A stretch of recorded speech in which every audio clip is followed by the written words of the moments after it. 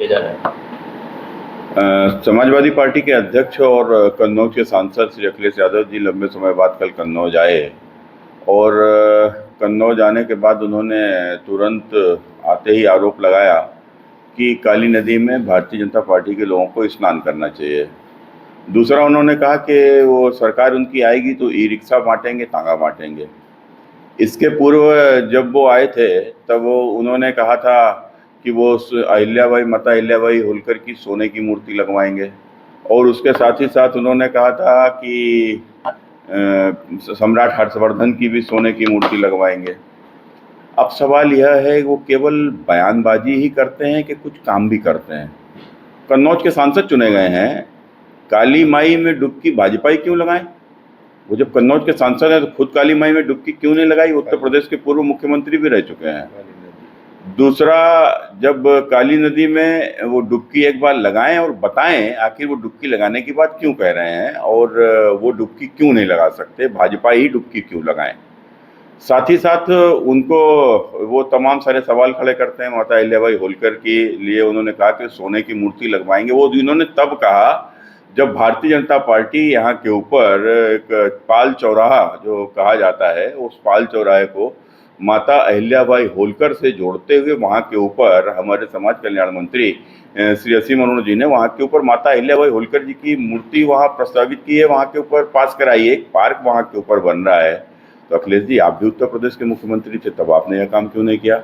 आपने तो अपनी सरकार में रहते हुए विधुना में जो कॉलेज का नाम माता अहिल्याबाई होलकर के नाम से हुआ करता था उसका नाम ही बदल दिया। आप मुख्यमंत्री बने तो आपने कन्नौज मेडिकल कॉलेज का नाम बाबा साहब भीमराव मेडिकल कॉलेज हुआ करता, आपने वो अभी बदल दिया।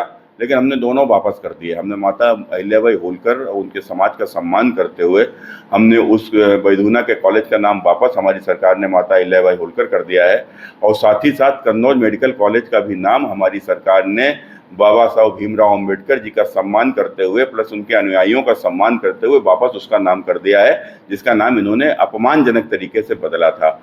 अब विषय आता है कि अखिलेश जी इस तरीके की बयानबाजी करते हैं कि आप सोने की मूर्ति लगाएंगे, तो सोने की मूर्ति हर्षवर्धन की ही क्यों लगाएंगे? आप सोने की मूर्ति आप माता अहिल्याबाई होलकर की ही केवल क्यों लगाएंगे? आप सरदार वल्लभ भाई पटेल की क्यों नहीं लगाएंगे? आप रानी अवंतीबाई लोधी की क्यों नहीं लगाएंगे? आप सम्राट अशोक की क्यों नहीं लगाएंगे? आप महात्मा बुद्ध की क्यों नहीं लगाएंगे? वो तमाम जातियों के महापुरुष होते हैं, हर जाति का कोई ना कोई महापुरुष है, तो आप उनकी शक्ति क्यों नहीं लगाएंगे? और यदि आप उनकी लगाएंगे तो फिर आप बताइए कि क्या उनका वजन क्या होगा, उनका कितना वजन होना चाहिए? आप माता अहिल्याबाई होलकर की मूर्ति आप लगाने की बात करें, कितनी वजन की मूर्ति आप लगाएंगे? आपने कहा कि भाला जो महाराणा प्रताप का जो भाला है उसको सोने का बनवाएंगे, तो महाराणा प्रताप का भाला ही सोने से बनवाओगे? उनके बाबा जी को तो आपकी पार्टी गाली दे रही थी और आप उनका भाला सोने का बनवाओगे, उनकी मूर्ति सोने की क्यों नहीं बनवाओगे? तो ये सारे जवाब अखिलेश जी को देना चाहिए कि आखिर वो सोने की मूर्ति बनाएंगे तो कितने वजन की बनाएंगे और फिर आखिर किसकी किसकी मूर्ति बनाएंगे और कितना कितना उसका वजन होगा और वो फंड कहाँ से आएगा? ये पूरा विषय अखिलेश यादव जी को जरा बताना चाहिए। और तत्काल उनके पास तो कोई कमी नहीं है, वो तो जब दंगाई मरते हैं संभल में तो उनको 5-5 लाख रुपया भेज देते हैं, तो तत्काल अपने पास से कोई छोटी छोटी मूर्तियां तो कम से कम लगवाई नहीं, जिससे पता तो चले कि हाँ आखिर ये कुछ करेंगे। न तो केवल वैसे ही बयानबाजी करोगे जैसे आपने कहा था कि 2012 में आपकी सरकार आने से पूर्व आपने कहा था कि हम कन्नौज में साइकिल की फैक्ट्री लगवाएंगे। आप और आपके पिताजी दोनों मुख्यमंत्री रह गए लेकिन कन्नौज की कोई साइकिल की फैक्ट्री नहीं लगाई। आपने कहा था कि यहाँ के ऊपर आलू आधारित उद्योगों के कारखाने लगवाएंगे, कुछ भी नहीं लगा। आप और आपके पिताजी दोनों लोग मुख्यमंत्री रह गए। तो आखिर आपने किया क्या? आपने बनाया क्या छोड़ नवाब के?